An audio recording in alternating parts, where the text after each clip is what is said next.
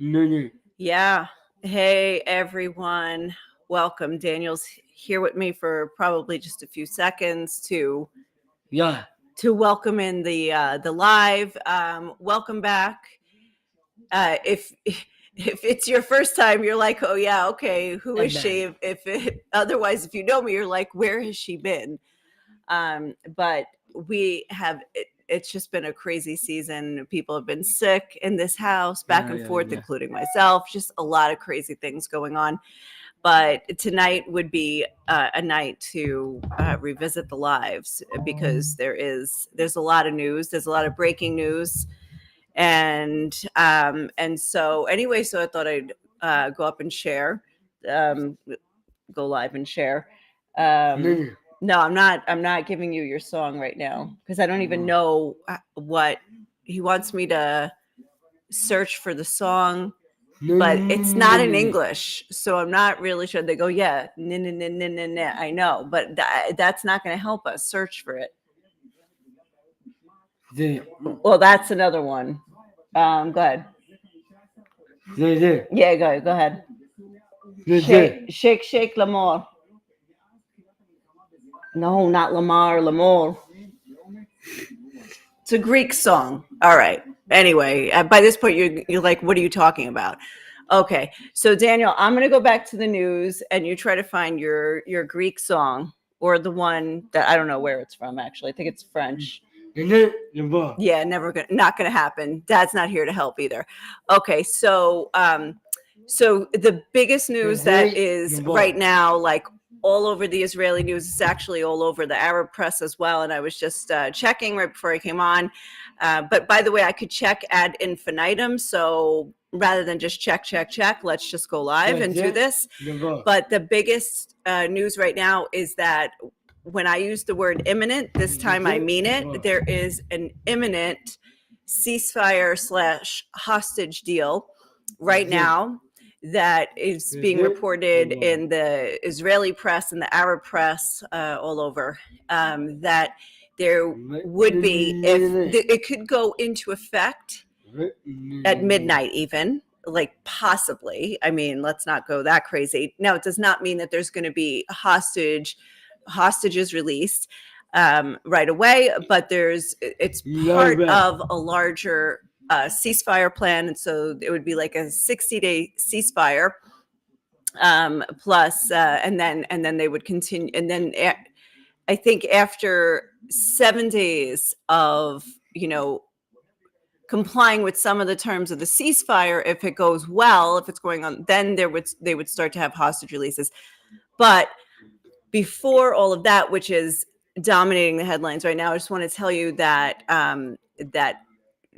there's still a war going on in Gaza, like in case you're living anywhere else and aren't hearing the news all the time. The ceasefire for the most part in the north has held, and except that Israel has been attacking still, like what they say, weapon stores or whatever. I'm actually watching right now that looks like Lebanon, not Gaza, and they're still in Lebanon, but it's until I think, I forgot, not January 20th, but pretty soon the 60-day ceasefire will be up, and nobody's considering it violated enough that it would ruin the whole thing. So that is possibly going to hold, and I'll get to Lebanon as well, because there is a new president elected there and a new prime minister now, and so things look like they're moving forward. However, there is a war still going on in Gaza, and for Israel, which you would think, compared, I mean, there's still a lot of challenge. Like there's still Hamas firing rockets, and still planning traps, and they have anti-tank missiles. They have booby trap buildings, and there was just an incident, and this is the thing that I am having trouble getting to today, is that of all of the 9 soldiers that have died in just 1 week. And today's Monday. Today's only Monday. Well, not since yesterday, but anyway, in 1 week. One of them is the son of a friend of mine. And so I got the news today in mutual groups before even it was released by the military censor. And something you don't want to believe it's true, but anyway, it's not my story to tell. I don't feel at liberty to talk about it, but it's um, huge tragedy. I mean, and this couple, I'm friends with the wife, and I know both of them though, and of them, and it's just like, it's really huge loss for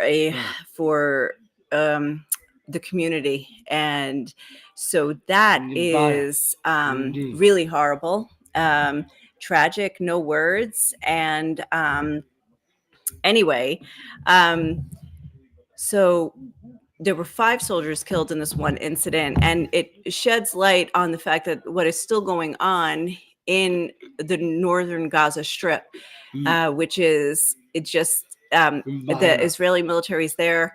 They are methodically going through all of the neighborhoods in the north of Gaza and mowing down the buildings, bringing them down, and then and flattening all of northern Gaza. Now, presumably, they're doing that to build a buffer zone between Israeli communities that are actually like just I saw a map. I'm sorry, I'm not going to pull up a map now, but just 4 kilometers, or that would be like less than 3 miles, is Sderot, which is a city with I think 40,000 residents, and they have moved back. They're since October 7th. They were evacuated for many months, but many people have moved back. And they said it sounds like you hear the sounds of war all the time because it's occurring there in the northern Gaza Strip.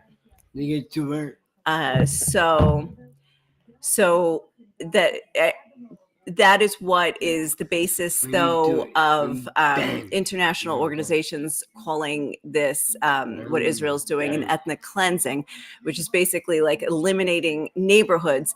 Now, many, tens of thousands of people have died in Gaza. However, it's not, they're not mowing the neighborhoods with the people in them. They are issuing evacuation orders, and people are evacuating. But these evacuations are still what is being considered like ethnic cleansing. Like it's sort of like what, with the Armenians that had to flee Artsakh when Azerbaijan came in. It was voluntary, but it was a way, like assuming staying behind would be dangerous. But in this case, the Israeli military is saying you must, if you want to live, get out. Anybody who's here is going to be considered hostile.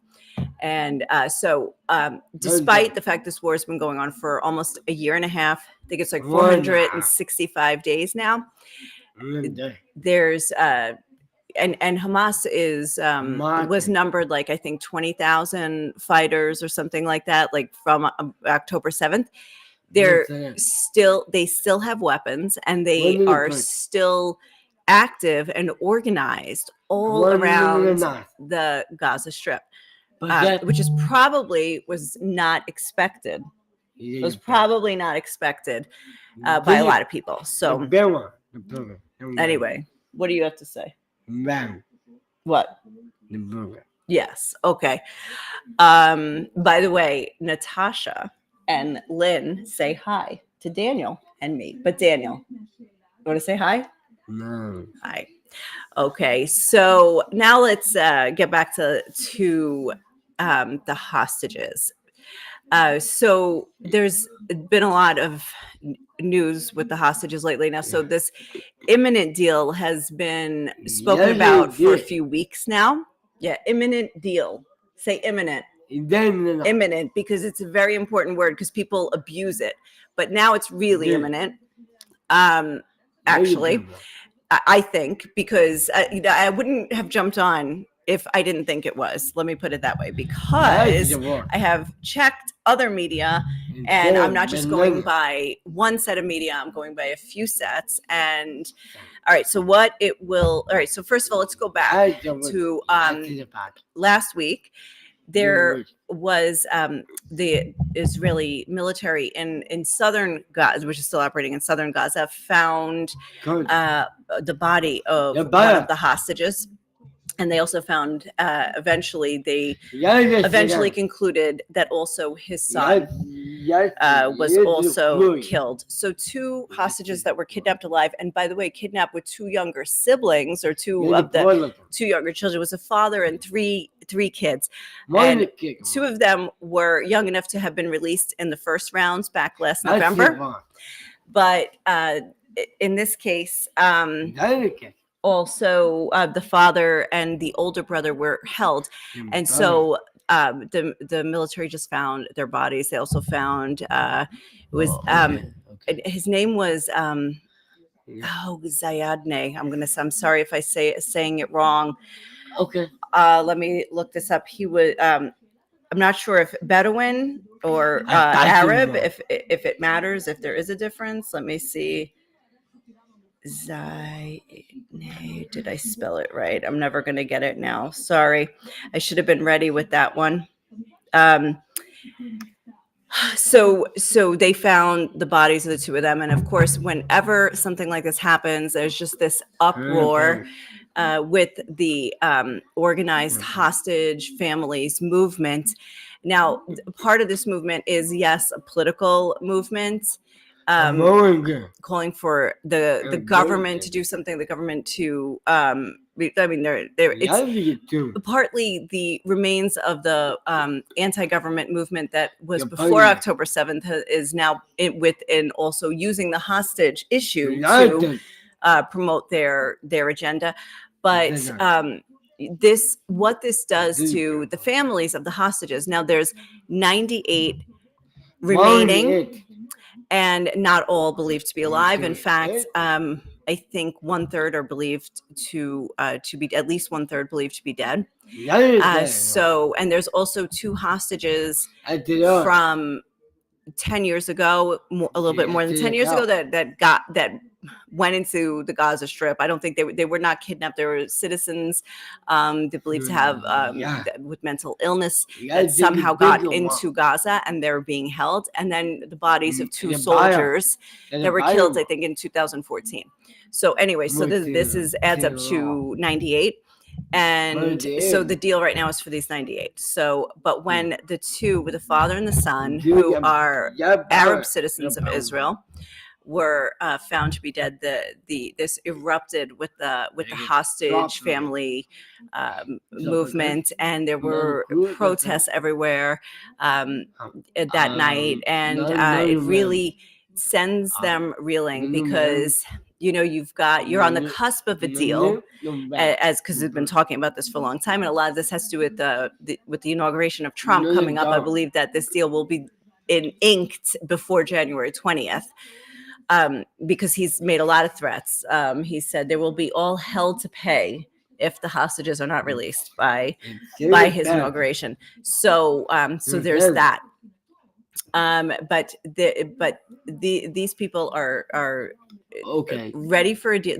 They're hanging on the hope that there's a sliver of hope that their loved one's going to come back, and then to find out that they just missed it, or if there was a deal like just a couple of months ago. I don't know the details yet of how the latest 2 hostages that they found were killed, but there were also the people that were holding them were killed with them.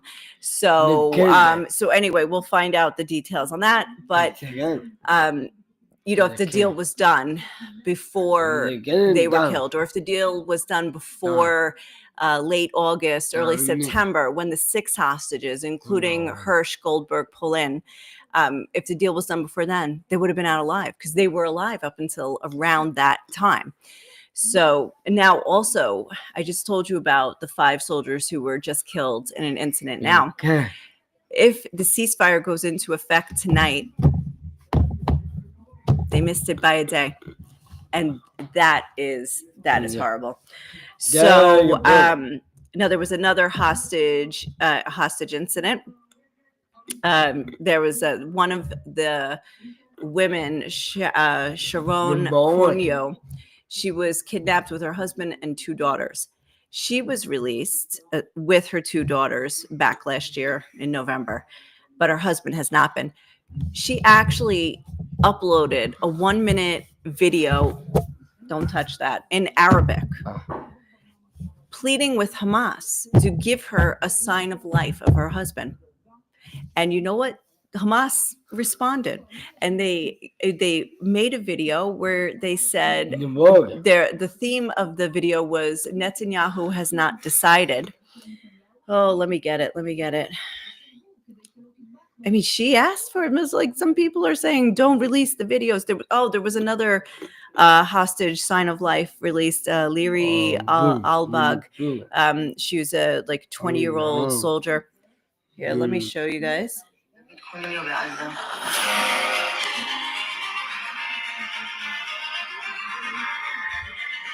This is the video that she did. Oh, sorry, that Hamas did in response.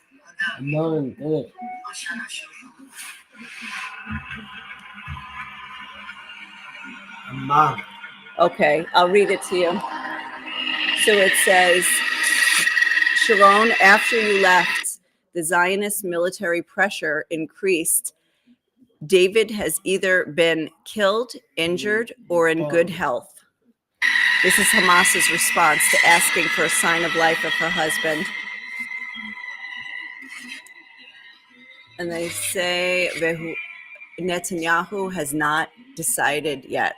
So, as you can see, Hamas blaming, of course, Israel, and Israel blames Hamas for a deal not being done. So, before that, prior to that, there was, like I said, the sign of life. Would you call it that, or a psychological warfare video of one of the young surveillance observers? I'm not sure exactly what their title is in English. There were a bunch of young girls, 18, 19, 20-year-old girls that were manning this particular outpost on the border, and it was overrun. Many of them were killed, and 5 or 6 of them were kidnapped. I think maybe 6, and one of them was killed in captivity, and her body was recovered. Another one was rescued, and then there's still 5. I think at least 5 out there. I met the parents of one of them, and they released the video of another one of them, and she just does not look like herself. So anyway. Oh, thanks, Robert. Another shout out to you, Daniel. So let's see. So now I just briefly will touch on Lebanon. Lebanon has not had. Hi guys. This has been everybody's been sick, and the sofa has been occupied so anyway, we've got the remnants of people sleeping here and hanging out here. Okay. So Lebanon hasn't had a president in a couple years, and of course what it just went through with Hezbollah and Israel at war for over a year. Daniel's not done. Thank you, Debbie. Thank you. Yes, I know. I make sure you thank Daniel as well for this. Okay, so the new president is Joseph Aoun, and I think he was the U.S.'s choice for president. Now, he's Christian. Now, Lebanon, because it's so sectarian, they have this rule where the president has to be a Christian, and I think so. The prime minister, by the way, was also just elected today after. I'm looking for that now. This decision has been reached choosing the candidate for the Lebanese prime minister, Nawaf Salam. The president of the International Criminal Court in The Hague has obtained 68 supporters of the 128 members of the Lebanese parliament and will be the next prime minister of Lebanon. Oh, so he's currently on the ICC. Wow. That's amazing. And so, so anyway, he's expected to leave the ICC. Oh, ICJ, sorry. The ICJ, not the ICC, and will arrive in Beirut. Well, you know what? Don't take my word for it. Everybody look this up. If you care about the detail, look it up because I didn't get the details. Sorry. What can I tell you about Ayoun? I believe he was the American choice for president because they were voting. But yeah, the question is, what is going to be his power and ability to do anything? Is it going to be an anti-Hezbollah government? If you don't know, Hezbollah is the Iranian proxy group. It's really just, it's also its own huge entity, but it does take its orders from, most of its orders, funding, training, etc., from Iran. But they are this organization. They're like 100,000 fighters. They had a stockpile of weapons of 150,000 weapons. Missiles, rockets, drones, etc. Used many of them on Israel over the last 14 months or so. But that ceasefire has held. At least there haven't been rockets from Hezbollah. Now, Israel is still in southern Lebanon, and they're supposed to completely withdraw, but they're withdrawing slowly and letting the Lebanese army take over. And UNIFIL is supposed to be there, which is the UN, like the temporary peace troops that are supposed to be on the border between Israel and Lebanon to keep the peace. So it'll be interesting to see. Now, I wrote an article looking at Lebanon and the fact that Trump has his daughter's father-in-law is a Lebanese billionaire connected to Lebanon. He didn't live in Lebanon. He made his money in actually in Nigeria, but it looks like he will have a very interesting role to play in connecting with the Middle East in Trump's administration. His name is Masad Boulos. So anyway, you can check that out on my website, nickjan.com. So you can check that out.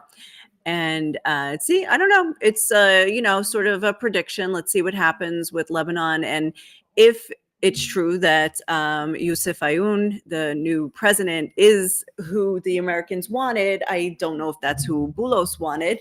But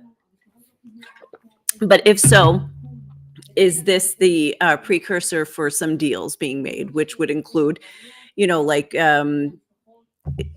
probably financial investment in exchange for whether it's, peace with Israel. I don't think it's gonna be Abraham Accord level peace, but like quiet with Israel, etc. We'll see. Now, as far as the hostage negotiations, that's taking place in Qatar. Now, Qatar, that Syria has like complete the Syrian revolution that happened, right? And so Assad is no more. So it'll also be interesting to see now Qatar stepping up in the region. Qatar is not necessarily friendly to all of these nations, but is taking this role and not letting go of it with the hostage negotiations. And I believe that's a play on its part to see what it can do in Syria, like gas pipe, whatever. Like, will that work out? Like, if they play nice with Israel, will Israel be like, yeah, put the gas pipe, that's fine. I don't know. I don't know. Just all these like geopolitical things I'm wondering about. By the way, I should mention that there's another protest going on right now in Jerusalem, and it's the families and another organization that is against making a hostage deal. And because I forgot to say, okay, hostages will be released. I didn't even say how many, right? I think it's initially 30-something Israeli hostages would be released, and I'm not sure if dead or alive. I don't know. Maybe it's known, but I don't know. But 1,000 Palestinian prisoners in Israeli jails would also be released as part of this exchange. So that is why many Israelis, like the ones protesting, are opposing this deal. There are also cabinet ministers who said that they will vote against it. Most likely, if Netanyahu's party votes for the deal, then he will get enough votes from the opposition to make up for his coalition that will vote against it. Because there's at least two parties in the coalition, the far right religious parties, not the Haredi parties, but the national religious parties. They will vote against the deal, but the opposition parties will vote for the deal. So, but some people are saying there cannot be a deal, and that we have to take care of this issue right now. We have to fight till the end. I'm not really sure what the end means, but for some of them, it does mean till Jews can resettle. So Israelis will resettle some parts of Gaza. That is actually the goal of some people in the government. But all right, so last thing I'm going to wrap up with is that we cannot forget, because they do not want to be forgotten, the Houthis. And if you're saying right now, the Houthis in Yemen, or is it Houthis?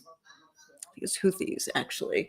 I mean, I know how it's spelled. I'm just the Houthis will not go unnoticed, because they are still actively part of this fight. There's Hezbollah quieted down, and Iran is like chill now, waiting to see what it can do without its access roads between Iran, because Syria's cut off now. Syria's like now anti-Iran and a Hezbollah. So there's a big like geographic gap between the two countries, between Iran and Lebanon. So, but the Houthis, they're like 1,500 miles away plus down in the Gulf, south of here, are still sending ballistic missiles to Israel. In fact, today I just noticed, like, all of a sudden everything's like blowing up with alerts, like rocket alerts, and there have been several from Gaza, shockingly, in the last 3 weeks. It's been, almost one a day from Gaza. But this one was at the north. So I'm like, oh, did Hezbollah just break the ceasefire like right after the president got elected and all this stuff? And I'm thinking, no way, they're not going to break the ceasefire. They held out this long. Why now? Don't eat the chocolate, no. And I'm like, wow, it's at the north. But it was like, not far north, but like, wow, it's a long range rocket. No, it was from Yemen. It was actually from Yemen. So they are still sending rockets. And what they had done I don't know how many, if it takes like 2 hours to get here, maybe more from Yemen to here.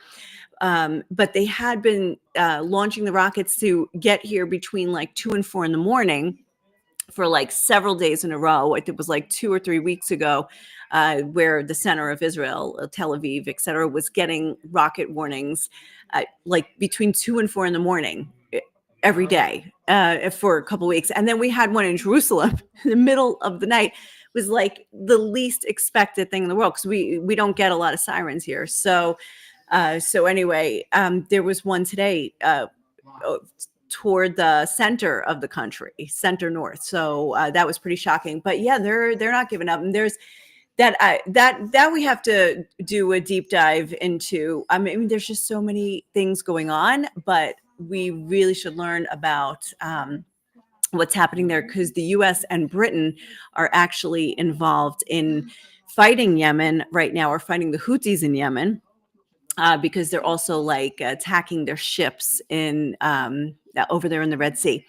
So in that, this is the only only one of Israel's fronts where Israel has foreign actors also fighting with them. So that's pretty interesting. But so that is happening.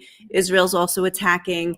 I think it was like last night or I think it was last night or 2 nights ago. Last night was Lebanon. 2 nights ago was Houthis. They had several planes going, and they talked about, because it's like a 2-hour flight there, a 2-hour flight back. there might have to be like refueling or this, that, whatever. It's like it's a much different mission than when they were 2 weeks ago, a little bit over 2 weeks ago, just carpet bombing the military supplies in Syria that Assad left behind. It was like, no, they're not getting to the rebels. Like, we're going to wipe out everything we see. So when Israel did that, they were like, it was just like a 20-minute flight. So anyway, so that's that. So we're looking at an imminent deal for a hostage release, prisoner exchange, and release of Israeli hostages, release of Palestinian prisoners. And then that would be with a ceasefire. And also, we're looking at 5 funerals tomorrow for Israeli soldiers, including the son of a good friend of mine. So anyway, on that note, I'm gonna go because I'm also like choking right now. And anyway, I'm all talked out. So that's the news. I guess stay tuned tomorrow to see if this actually went through. And thank you for tuning in very much. Have a good one wherever you are. Hold on.